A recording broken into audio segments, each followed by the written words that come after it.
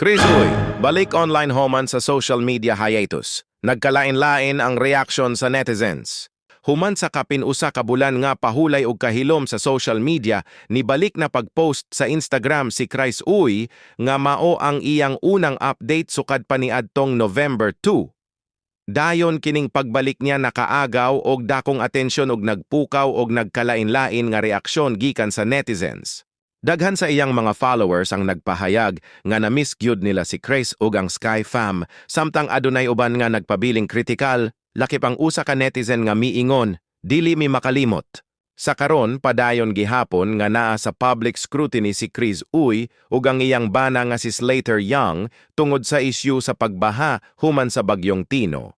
Ang maong isyu giugnay sa pipila ka netizens sa Upland Project ni Slater, hinungdan nga magpadayon ang diskusyon ug debate sa social media. Unsay imo tan-aw ani? Husto ba nga magpadayon ang isyu o panahon na ba nga molihok ug mo-move on? Ibutang ang imong opinyon sa comments ug i-share kini nga balita aron mas daghan pa ang makabalo.